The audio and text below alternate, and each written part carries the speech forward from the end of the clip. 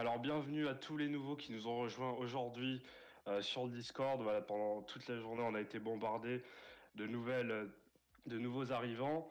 On tient à vous remercier parce que Discord a permis tout au long de cette campagne d'assurer la mobilisation sur les réseaux sociaux. Comme vous le savez tous, ce soir, on accueille notre président, le président de notre mouvement, le mouvement de reconquête. Vous êtes tous ici parce que vous attendez certaines réponses. On a sélectionné de nombreuses questions parmi celles que vous nous aviez données cette semaine. Et puis on en sélectionnera au cours de la soirée. Sachez que vous pouvez toujours poser vos questions en instantané sur le salon boîte à questions et un modérateur les sélectionnera au cours de la soirée. Voilà, je vais laisser Corsinu poser la première question on va rester à l'échelle de la France. Et après, il y a des thèmes comme le wokisme, d'autres thèmes comme l'éducation, l'international aussi, et surtout les principales interrogations de la jeunesse. Corsinu, je te laisse commencer. Bonsoir, monsieur le président du parti. Bonsoir, Éric Zemmour.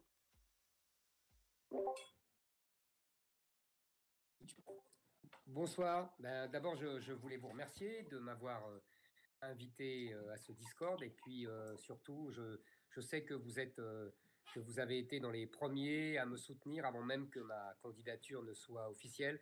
Vous étiez là dès février 2021. Vous êtes à l'origine des GZ et de cette jeunesse qui s'est enthousiasmée pour ma campagne. Donc, je voulais vous remercier. Vous savez, je me souviens très bien du dernier meeting de la campagne au Palais des Sports avec tous ces jeunes qui étaient enthousiastes. Et je pense que c'est là que nous avons vraiment signé un accord pour le long terme avec cette nouvelle génération. Eh bien, écoutez, bonsoir à tous, bonsoir Monsieur Zemmour. C'est vraiment un honneur de vous recevoir par ici. Donc, pour nous, la première question sera un petit peu générale sur l'état de la France par rapport à l'évolution de la violence dans la société. Donc, on assiste depuis plusieurs années maintenant, mais avec une certaine accélération, une explosion de la violence dans notre pays. Quand pour certains ministres, il s'agit juste d'un sentiment, entre guillemets. Nous voyons bien que la sécurité, c'est une réalité, ça touche l'ensemble du territoire national, plus seulement les villes, mais également les territoires ruraux. Pensez-vous que déjà, que doit faire la France par rapport à cette évolution de la violence? Et pensez-vous, vu qu'on est sur un réseau social, pensez-vous que les réseaux sociaux ont un rôle sur cette explosion de la violence?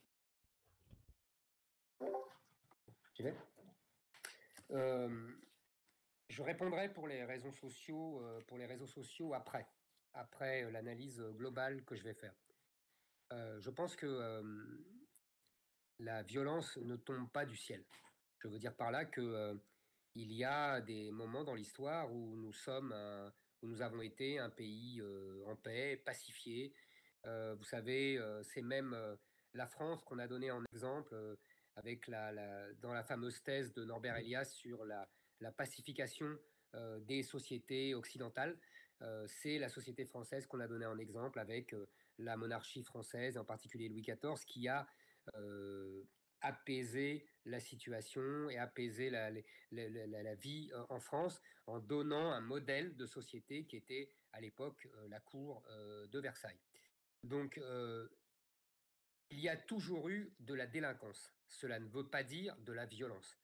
On a longtemps, et je suis plus âgé que vous, donc j'ai vu ce phénomène-là dès les années 80, il y a eu une confusion volontaire entre la délinquance et la violence. En vérité, la délinquance, les voyous, il y en a toujours eu. Ils attaquaient des banques, ils attaquaient des bijouteries. Il y a eu des dizaines et des dizaines de films à ce sujet. Vous regardez tous les films des années 70, les années 60, vous verrez tous ces films sur des casses de bijouterie, de banques, etc. Ça n'a rien à voir avec ce que nous vivons aujourd'hui. D'ailleurs, vous aurez remarqué qu'il n'y a quasiment plus ce genre d'action. Vous voyez bien qu'on vit un autre univers, dans un autre univers, qui est celui de la violence, exercée par une population sur une autre. Que c'est le deuxième élément qui évidemment est évident pour tout le monde, c'est que cette violence est exercée toujours par les mêmes à l'encontre de toujours les mêmes. J'ai donné cet exemple à la télévision il n'y a pas longtemps. Si la vieille dame de 89 ans qui a été agressée et volée avait été voilée, elle n'aurait pas été attaquée. Donc vous voyez que ce n'est pas en vérité de la délinquance, c'est de la violence. Et c'est de la violence qui est, si vous voulez, utilisée pour une conquête de territoire. En vérité, nous assistons à la prédation d'une société colonisable, qui est la France, par un peuple colonisateur, qui d'ailleurs prend une certaine revanche historique, puisque nous avons nous-mêmes colonisé les régions d'où ils viennent. Et l'ensemble de la violence qui est exercée dans notre pays et qui explose, vous avez tout à fait raison, c'est-à-dire qui va de la bagarre pour une cigarette jusqu'au crime, en passant par le vol, le viol, le rodéo, les agressions multiples et variées, tout cela que j'ai qualifié depuis mon discours de l'université d'été de francocide, c'est-à-dire qu'il ne faut cesser d'y voir des faits divers, il faut cesser d'y voir des faits de délinquance. Non, il faut les mettre ensemble, il faut regarder politiquement les actions qui vont, je le répète, de l'agression pour une cigarette ou pour une montre jusqu'au crime et jusqu'au terrorisme même. Ça, c'est le même ensemble qui est des actions d'une population étrangère sur un peuple indigène qui se laisse faire et qui n'est pas défendu par son État.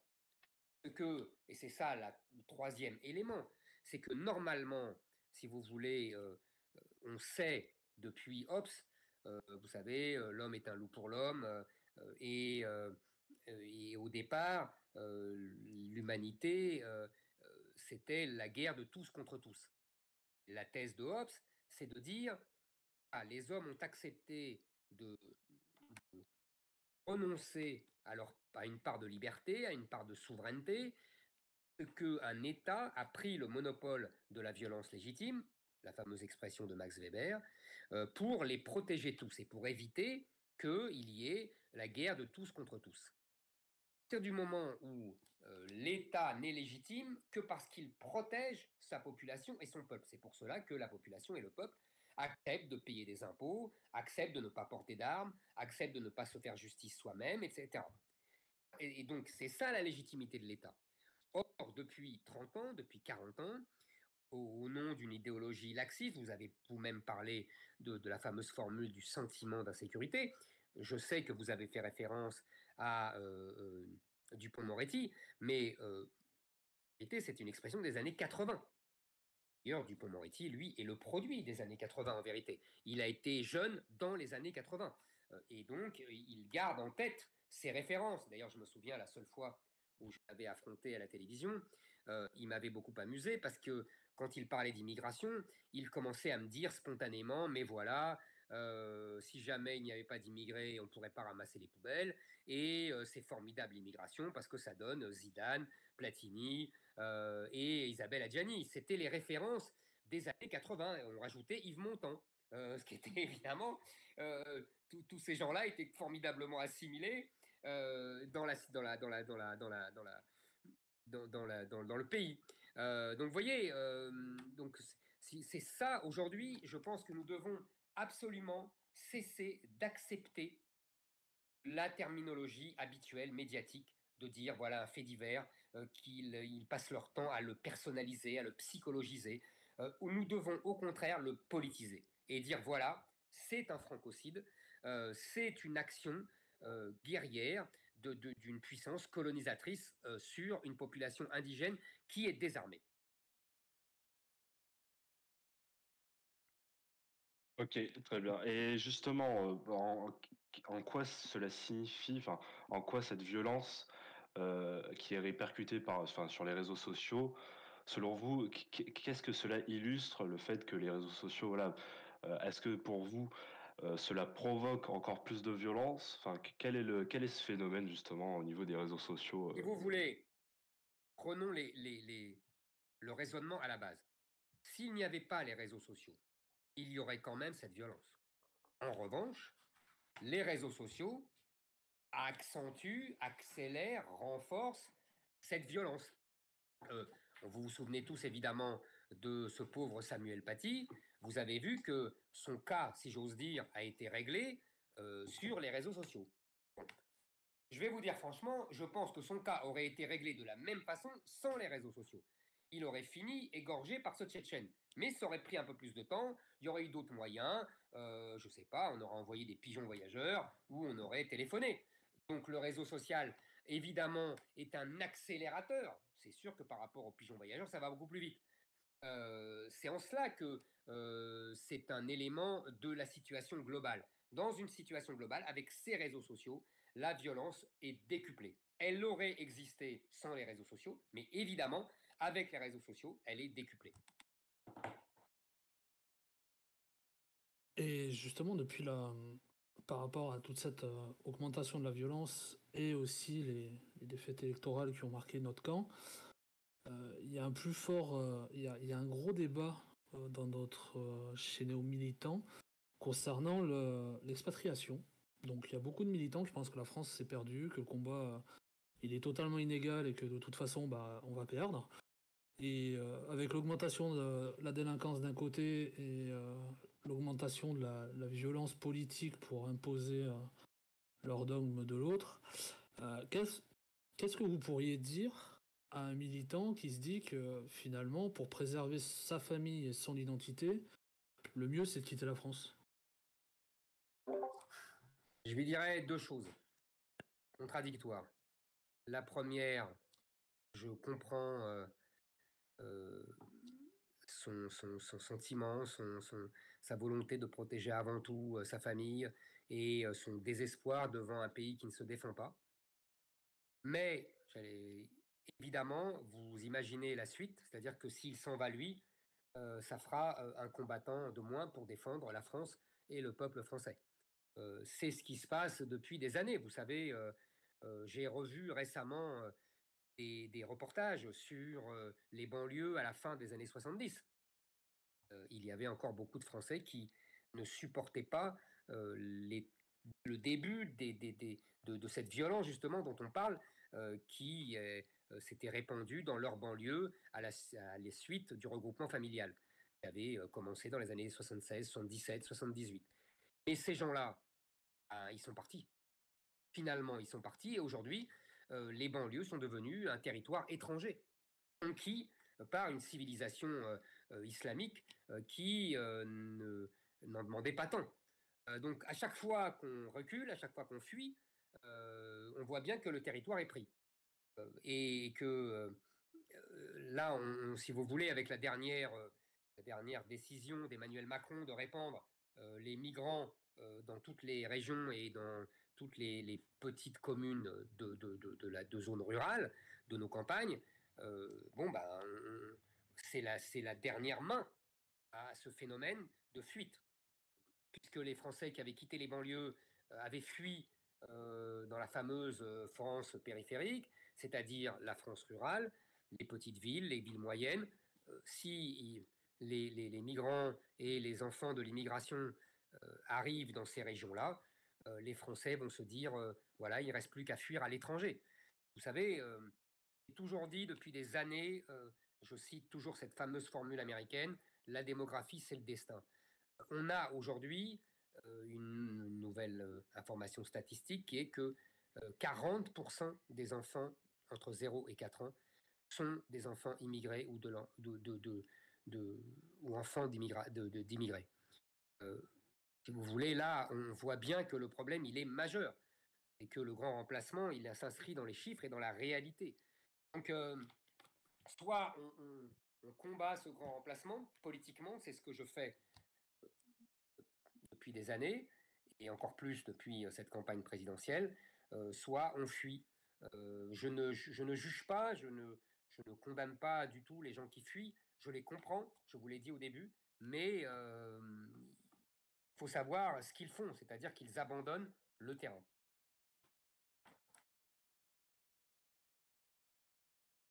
Très bien.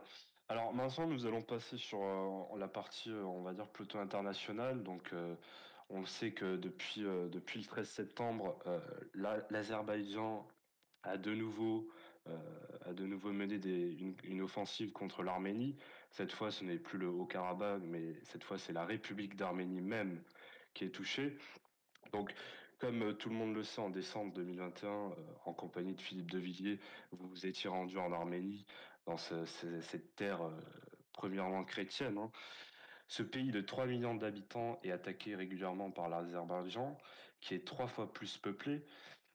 Et aujourd'hui, en même temps, la France a passé des contrats énergétiques avec ce pays agresseur. Alors, selon vous, comment interpréter cette cohérence d'une diplomatie française qui préfère l'agresseur azéri à l'agresseur russe? Disons que les, il y a des éléments qui sont en dehors de ces considérations purement morales.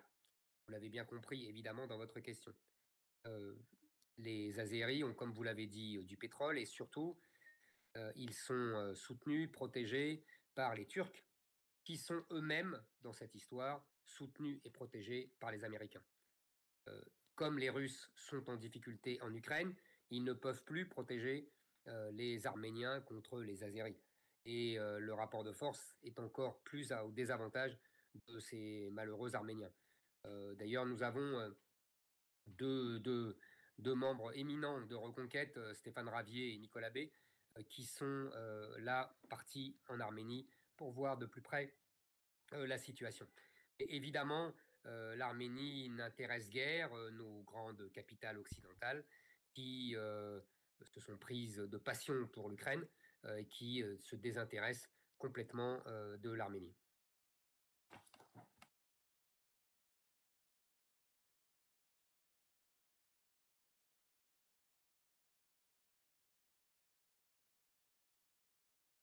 J'ai un problème avec mon micro. Et d'ailleurs, on a une grosse pensée pour l'Arménie parce que ils sont totalement encerclés par des pays assez hostiles. Donc ça va être. On va de toute façon, on communiquera ici les informations qui sont transmises par justement le sénateur Ravier et le député Nicolas Bay. Donc on les diffusera ici chaque semaine. On fera une soirée exprès pour en parler.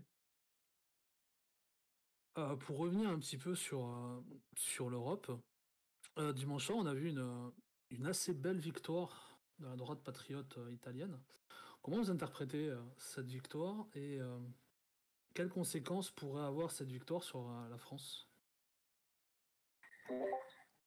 Bah, vous savez, en fait, cette victoire s'inscrit dans une série de victoires, puisque 15 jours plus tôt, il y avait eu la Suède, avec le même mouvement, les mêmes éléments de campagne et les mêmes stratégies. Je m'explique.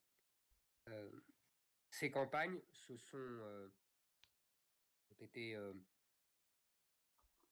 comment dire, ont été façonnées, ont été orientées, ont été dominées par un sujet, l'immigration et l'identité de ces pays. Que ce soit les Italiens qui ont subi une invasion je crois, 58 000 migrants depuis en quelques mois, ou alors les Suédois qui, eux, de par la folie idéologique des sociodémocrates, ont accueilli depuis 2015 des millions d'immigrants et dans un pays de 10 millions d'habitants, ça a complètement détruit ce pays. Il y a des villes comme Malmö qui ne sont plus vivables. Évidemment, ce sujet s'est imposé comme le centre de la campagne. Et quand ce sujet s'impose comme le centre de la campagne, les électeurs ne sont pas fous et ils votent pour ceux qui veulent vraiment défendre l'identité du pays. C'est exactement ce qui s'est passé pendant la campagne présidentielle française jusqu'à l'Ukraine. qui a détourné, comme je le disais à l'époque, les esprits de ce sujet majeur et qui est fondamental pour nos pays. Deuxième élément, en Suède comme en Italie, les droites se sont rassemblées.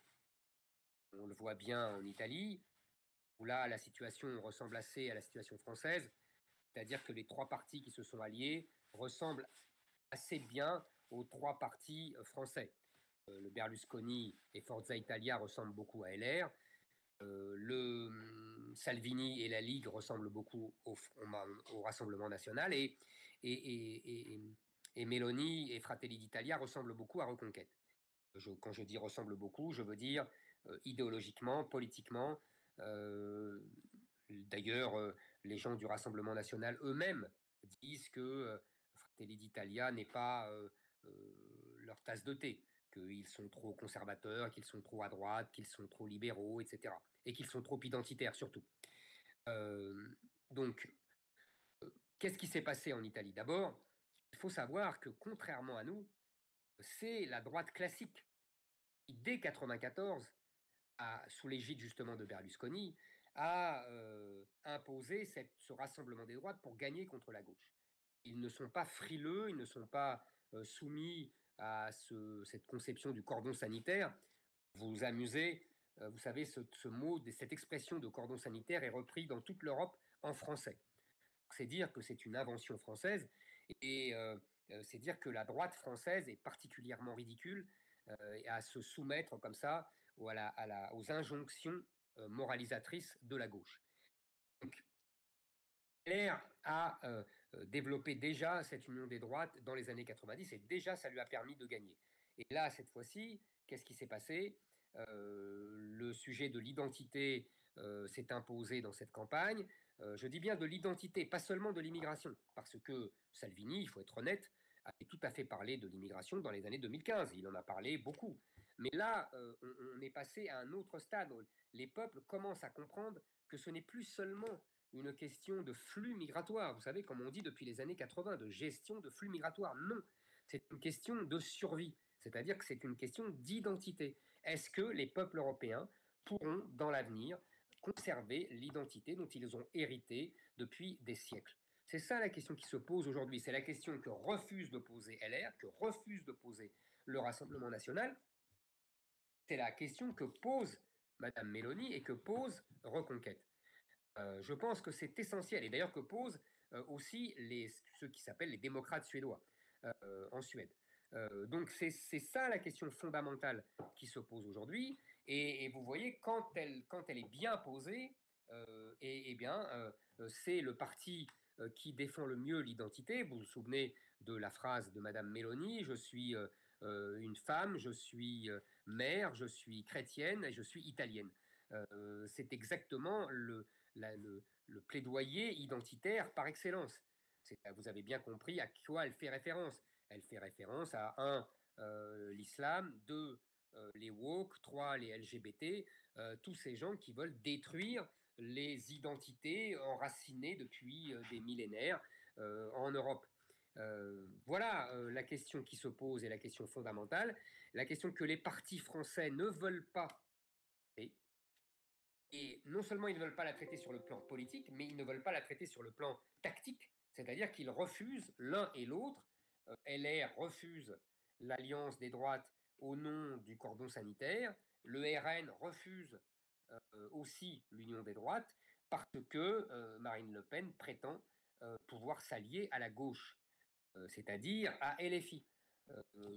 J'avoue que je ne comprends toujours pas cette stratégie, et d'ailleurs, c'est une stratégie perdante, comme on l'a vu et en 2017 et en 2022.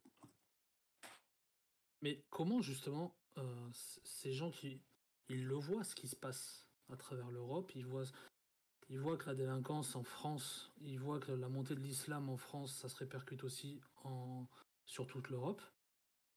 Comment ces gens font en fait pour...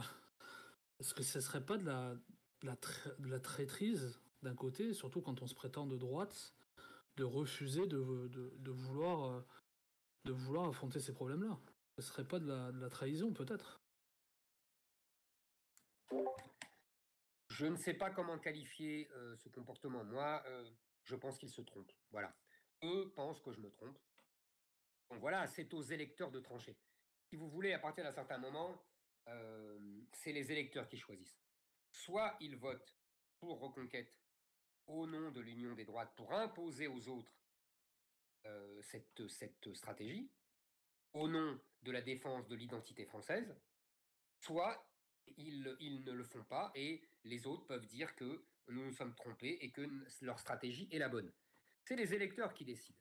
On ne peut pas accuser les responsables politiques de trahison, c'est les électeurs qui choisissent. C'est aux électeurs de faire le bon choix ou le mauvais choix. C'est eux qui déterminent finalement les rapports de force.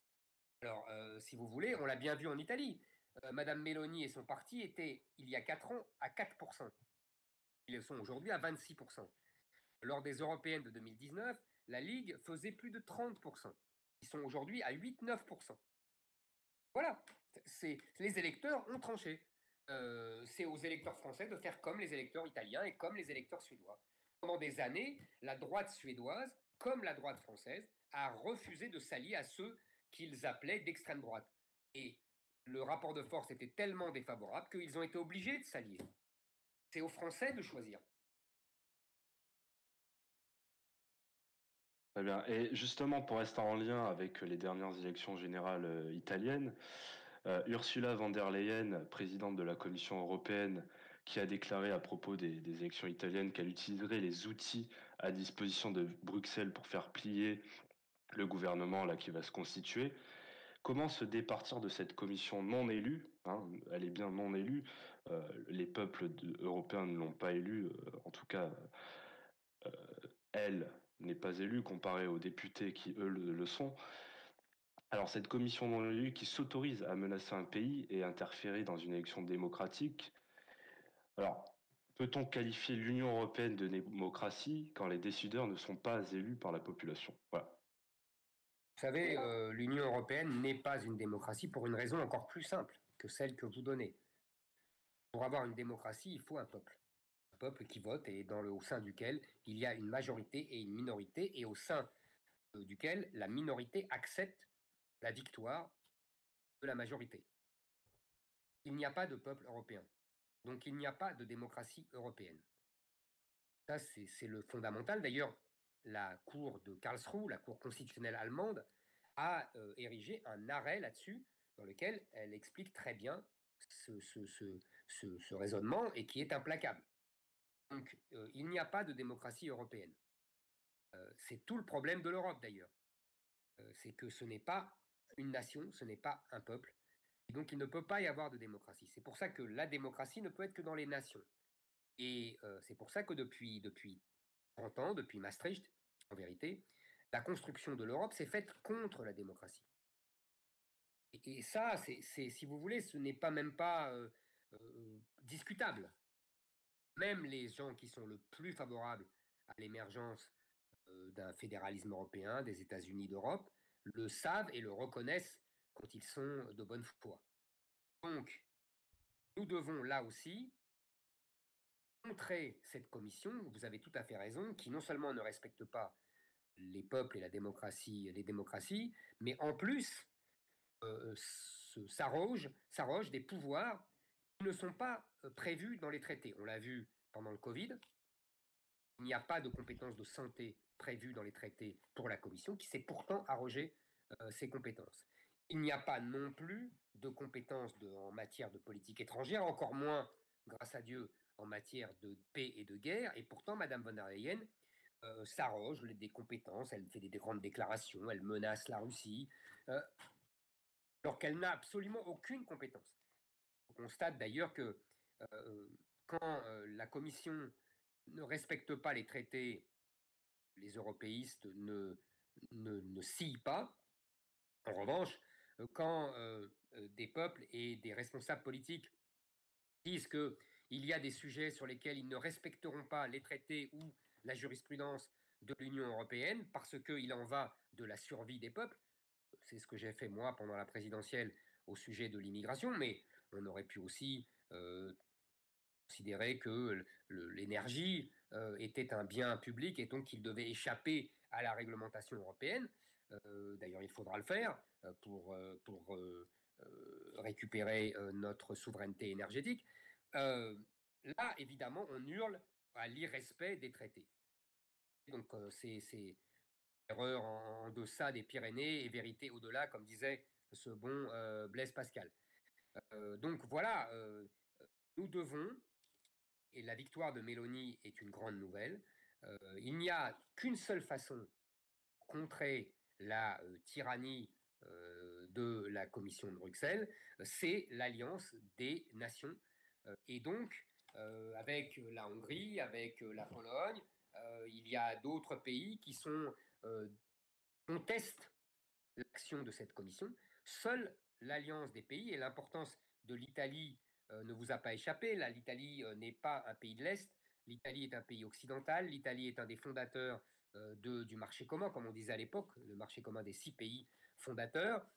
Donc ce n'est pas n'importe quoi. La commission de Bruxelles ne pourra pas balayer l'avis du gouvernement italien comme elle balaye l'avis des gouvernements polonais et hongrois. Alors sur cette partie-là, on a terminé. Maintenant, on va venir à des questions un petit peu plus qui nous concernent justement, à nous les jeunes, et aux jeunes, et notamment aux moins jeunes qui sont sur ce Discord. On va rapidement revenir sur un thème qui revient chaque année lors du baccalauréat. C'est le système de Parcoursup. Beaucoup le remettent en question.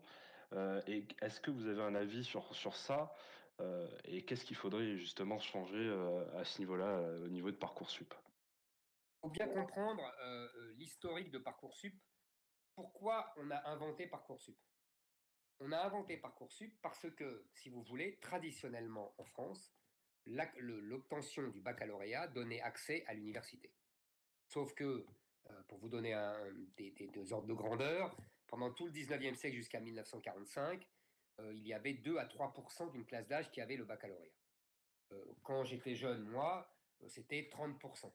Aujourd'hui, on est à 80% ou 90%.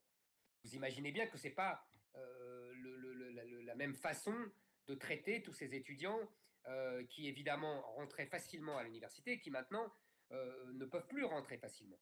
Tout est bouleversé, tout est surchargé par cette donnée démographique de base. Ça, c'est une première chose. Il y avait une solution, à laquelle, évidemment, on avait pensé dès les années 80, quand on a vu cette évolution, c'était la sélection à l'entrée des universités, qui aurait été beaucoup plus juste parce qu'il y aurait un examen et on aurait vu s'il y avait tant de places dans telle université et les meilleurs qui l'auraient eu. Et on n'aurait pas eu besoin de Parcoursup. Ça, c'était la méthode choisie dans la fameuse loi Devaquet en 1986, qui a été rejetée par des manifestations énormes de jeunes étudiants, de gauche en particulier, manipulés par l'Élysée, parce qu'à l'époque, c'était une cohabitation, et Mitterrand, qui était président, voulait faire tomber Chirac, qui était Premier ministre. Finalement, tout ça s'est terminé tragiquement, puisqu'il y a la fameuse mort de Malik Oussekine, et du coup, Chirac, qui était Premier ministre, a renoncé non seulement à la loi Devaquet, mais en plus, ce qui était encore plus grave, à ce qui était prévu dans le programme du RPR de l'époque, c'est-à-dire une loi sur la nationalité avec la suppression du droit du sol. Voilà, je vous refais un point d'histoire parce que c'est fondamental. Donc, comme il n'y a pas eu de sélection, comme on ne pouvait plus, parce qu'on avait tellement abaissé le niveau du bac que tout le monde l'avait, il fallait bien trouver un moyen, et ce moyen, c'est Parcoursup.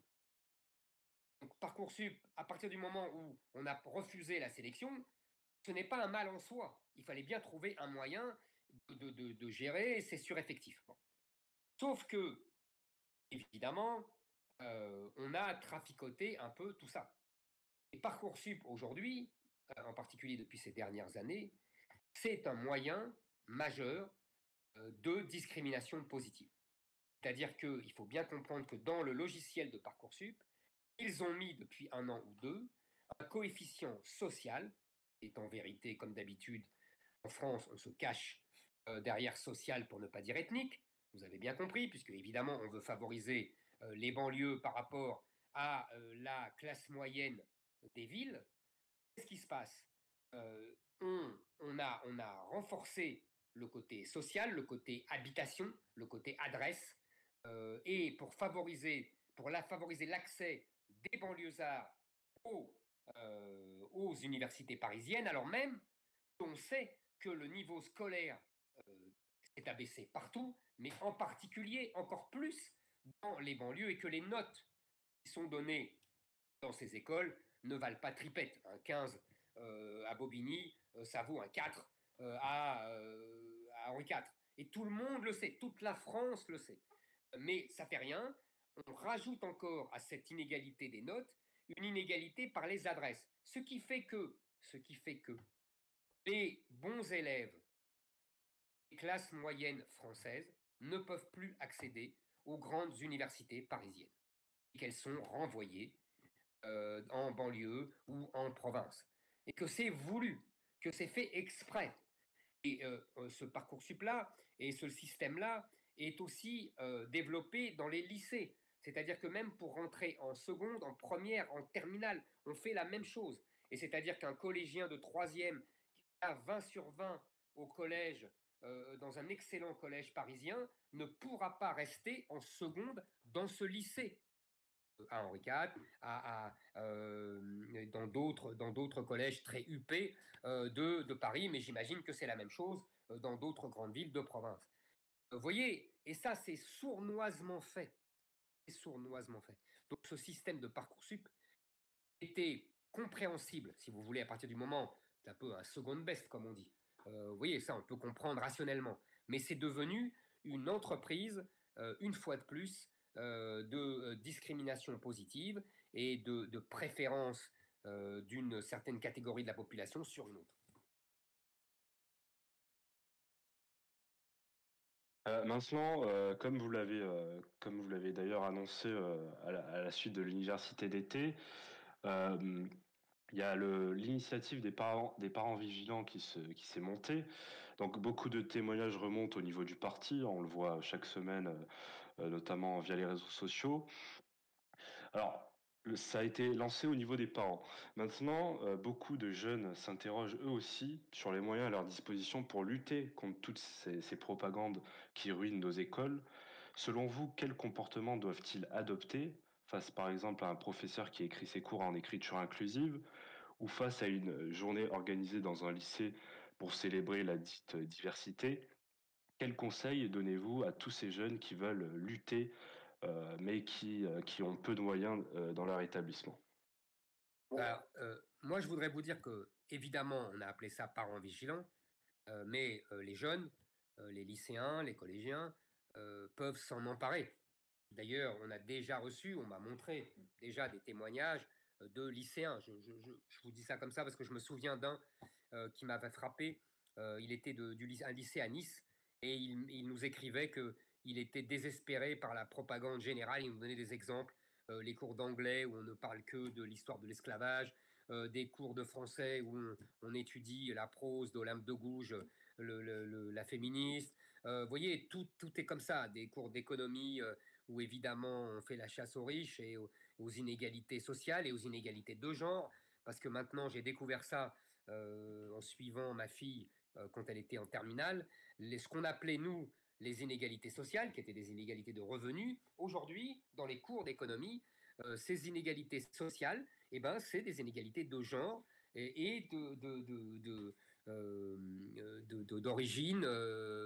Et c'est quand même incroyable. Les mots ont été complètement chamboulés et retournés. Donc évidemment que les jeunes le sont première loge et qu'ils doivent et qu'ils peuvent nous les signaler. Évidemment, je ne veux pas qu'ils se mettent en danger dans leur lycée, que leur administration scolaire les prenne en grippe, que les profs les punissent ou les notent mal. Donc évidemment que ça sera anonyme, mais je compte aussi sur les jeunes pour témoigner, et vous savez, après, on pourra se servir de tous ces témoignages. Parce que moi, quand je vais à la télévision et que je raconte cela, ça fait des années que je raconte cela, parce que je l'ai vu tout simplement avec mes enfants.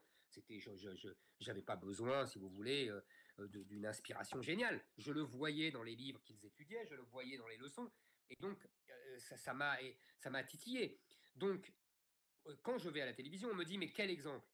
Il faut que je puisse donner des exemples qui ne soient pas seulement ceux de mes enfants, et je compte sur tout le monde. Je compte sur vous. Je suis sûr qu'on va faire des encyclopédies, parce que c'est généralisé. Il y a une propagande, mais massive aujourd'hui à l'école, comme il n'y en a jamais eu.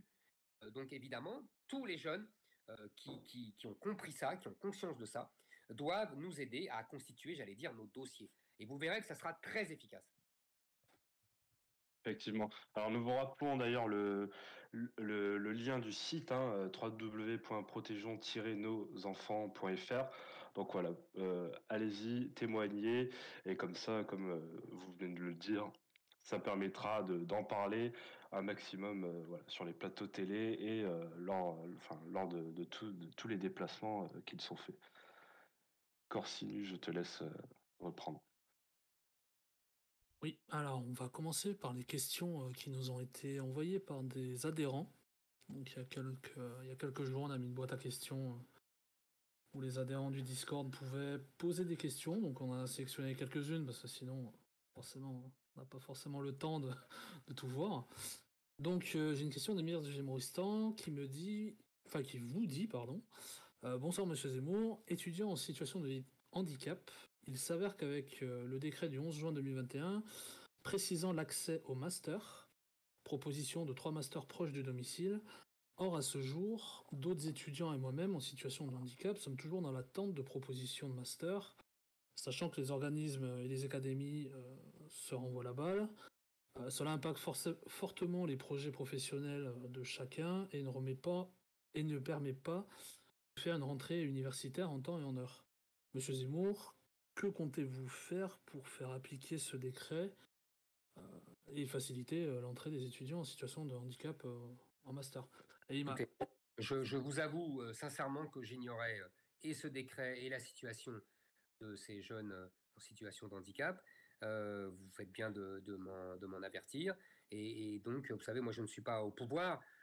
Donc, je pourrais alerter quand je passerai dans les télévisions, quand j'aurai accès et quand je pourrai intervenir.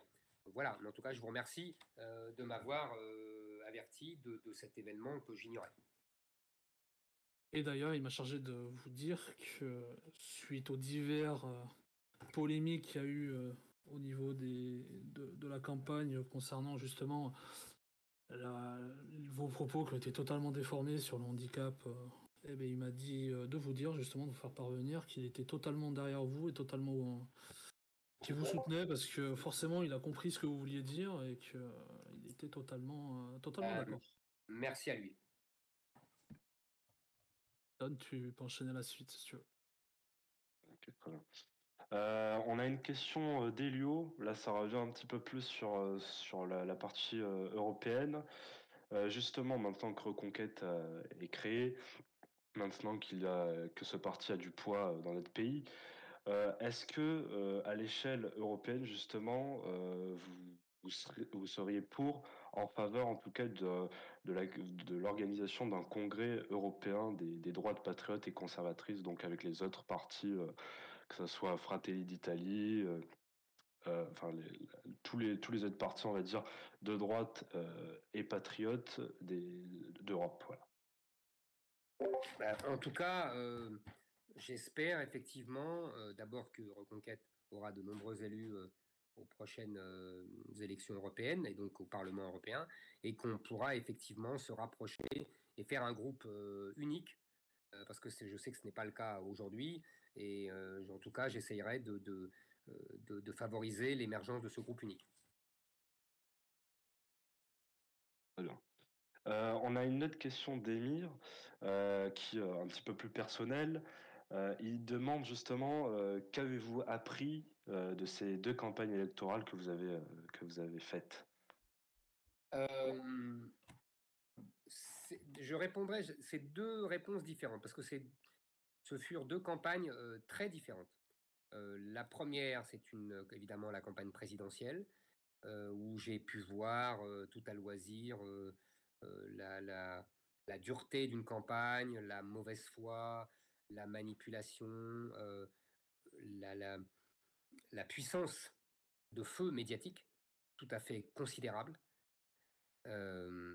Et en revanche, pour les, pour les législatives, pour la campagne dans le Var, là, j'en ai tiré 2 leçons. D'abord, j'ai pu faire une campagne de terrain, une campagne moins politique, moins idéologique, plus conviviale. C'était pas le même niveau, évidemment, hein. La présidentielle, je voulais la placer au niveau du destin de la France, alors qu'une législative, c'est une campagne plus de terrain, etc.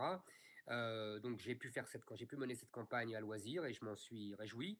Et en plus, au vu des résultats, vous savez, j'étais à 23%, quand le candidat du Rassemblement national a fait 24%, ce qui était son score déjà en 2017, j'ai pu constater qu'il y avait une attente d'un électorat LR qui ne supporte plus son parti. D'ailleurs, la candidate qui représentait LR dans le Var, dans ma circonscription du Var, a fait 4%. Et je pense que ça doit être l'axe principal de notre action. Je pense qu'il y a aujourd'hui vraiment tout un électorat LR qui est en déshérence. Il y a aussi, bien sûr, un électorat du Rassemblement national qui attendait autre chose, mais aujourd'hui, je pense que c'est surtout la priorité, c'est l'électorat LR et tout cet électorat LR qui veut une vraie droite et qui ne veut plus euh, des, des soumissions de son parti au centre et donc à la gauche. Très bien. On a une question cette fois-ci d'Aragon qui nous dit: Bonsoir Monsieur Zemmour, suite à la lettre que je vous ai adressée à l'UDT et qui a visiblement été lue d'après les retours que j'en ai eus, êtes-vous plus enclin à pleinement intégrer l'enjeu écologique dans votre programme en liguant derrière vous le consensus scientifique et en vous basant pleinement sur les travaux du... Enfin oui, en liant justement l'enjeu écologique, voilà. Quelles sont vos idées sur l'écologie en général? Je n'ai pas contesté le consensus scientifique du GIEC. J'en ai pas les moyens intellectuels, tout bêtement, parce que je ne peux pas savoir ce qu'il en est. Donc, évidemment, je m'incline devant les scientifiques. Maintenant, après, j'ai dit 2 choses. J'ai dit, premièrement, la France n'est pas, et de loin, la plus coupable, puisque aujourd'hui, nous avons l'électricité la plus décarbonée avec le nucléaire et que, évidemment, que ce sont les États-Unis et la Chine qui sont les plus responsables du réchauffement climatique d'aujourd'hui. Donc nous ne devons pas, j'ai bien compris que nous devons protéger notre planète, que nous devons protéger la nature, que nous devons effectivement, ça ne m'est pas étranger. D'ailleurs, au départ, vous savez, la protection de la planète, de la nature, c'est d'abord une idéologie de droite. La gauche était, elle, progressiste et industrialiste et voulait absolument développer l'industrie et contre quel que soit le coût écologique. Donc, c'est pas, si vous voulez, ça ne m'est pas étranger. Maintenant, il faut voir que nous devons aussi d'abord défendre les intérêts de la France, par exemple, de l'industrie automobile. Je ne suis pas favorable à la décision de l'Union européenne de faire disparaître le moteur thermique complètement. D'abord parce que nous ne pourrons pas mettre des voitures électriques partout. C'est pas vrai. La voiture électrique est adaptée à la ville, mais pas aux longues distances. Et ensuite, nous allons surtout détruire une industrie, détruire un savoir-faire, détruire des dizaines de milliers d'emplois. On parle de 100 000 emplois. Et là, nous ne devons pas nous céder à toutes les injonctions parce qu'elles sont écologiques. Par ailleurs, je ne vous dirai pas ce que je pense du parti écologique, puisque il se déconsidère tout seul. Je n'ai même pas besoin d'en rajouter. Tout le monde a compris désormais que ce que je disais depuis des années, que l'écologie n'était qu'un prétexte et que les sujets qui les intéressent, c'est le féminisme, l'immigration, les woke, etc. L'écologie n'est qu'un prétexte pour eux. On a une question de Tom, un autre Tom. Bonjour Monsieur Zemmour. Quelles sont vos attentes concernant la mobilisation des GZ dans les années à venir et quels seront les prochains temps forts? J'attends beaucoup des GZ parce que je pense que c'est une génération essentielle. C'est une génération qui a échappé au massacre et de l'effondrement du niveau scolaire et de la propagande scolaire. C'est une génération qui a bien compris qu'elle était en première ligne dans le grand remplacement et les ravages que cause une immigration devenue complètement folle. Et ce sont eux qui le payent, ce sont eux qui se font agresser, ce sont eux qui vivent dans leur chair et vraiment cette révolution de la population de notre pays. Ce ne sont pas les plus âgés. Les plus âgés, ils ont connu une France qui était une France comme elle était depuis 1000 ans, c'est-à-dire une France chrétienne, blanche et gréco-romaine. Voilà, donc ce sont les jeunes qui vont payer pour la folie et les erreurs gravissimes de nos générations. Et donc je compte beaucoup pour eux, c'est pour ça d'ailleurs que moi je vais les aider. Le parti Reconquête va les former, nous allons leur permettre d'avoir, si vous voulez, une culture politique, idéologique, littéraire, qui leur permet d'abord de recevoir cette culture française que nous avons reçue nous-mêmes et qui nous a été transmise et qui n'est plus transmise à l'école, et aussi de savoir comment lutter dans les années qui viennent contre les conséquences ravageuses de la folle politique migratoire et du grand remplacement. Et maintenant, vous avez vu qu'il y avait les universités d'été en septembre. Il y aura évidemment les universités d'été l'année prochaine, mais auparavant, les GZ auront peut-être une surprise en décembre. Je n'en dirai pas plus. Ah ben voilà, écoutez, bon, on sait que ça a été peut-être court, mais voilà, on a abordé différents sujets. Pour terminer cet entretien qui a duré maintenant un petit peu plus d'1 heure, on va vous laisser un mot de la fin. Voilà, qu'avez-vous à dire simplement au Discord et aux jeunes qui se mobilisent, voilà, sur les terrains, que ce soit numérique ou sur le terrain aussi physique, dans la rue, tout ça. Écoutez, d'abord, je voulais vous remercier tous de votre attention, de vos questions qui étaient pertinentes et intéressantes. Je voulais vous dire que, je vous le répète, hein, je compte beaucoup sur les jeunes de cette génération, qu'ils soient au GZ ou qu'ils ne le soient pas encore, mais qui vont l'être bientôt, j'en suis sûr. Je pense que cette génération est décisive. C'est la génération qui, je le répète, va tirer toutes les conséquences de cette politique depuis 40 ans et de ce grand remplacement qui s'accélère. Donc nous devons absolument nous renforcer, nous devons absolument nous conforter. J'ai été très touché dans les meetings de la présidentielle par justement cette ambiance qui régnait, que ça soit au Trocadéro, que ça soit au Palais des Sports avec uniquement les jeunes. Il y avait une fraternité française, et les gens étaient heureux de se retrouver entre eux, entre Français, sans crainte, dans un bain culturel qui leur était commun. Et ils se sentaient rassurés et ils se sentaient heureux. Et je pense que nous devons absolument poursuivre sur cet élan. Les jeunes sont le fer de lance de notre mouvement, de notre action et de ce qui va se dérouler dans les années qui viennent. Bah écoutez, Monsieur Zemmour, on vous remercie également. Toute l'équipe de modération du Discord vous remercie. Voilà, tout le monde a été mobilisé toute la journée. On remercie encore une fois tous les nouveaux arrivants. Et sans oublier que, comme l'a dit notre cher président, en décembre, il y aura une surprise. Donc on attend tous avec impatience. Merci à vous encore. Vous pouvez encore rester parce qu'on va encore interagir sur ce qui s'est dit ce soir. En tout cas, encore merci, Monsieur Zemmour. Bonne soirée à tous et la suite continue sur ce Discord. Merci aux organisateurs en tout cas et merci à vous tous. À bientôt. Merci.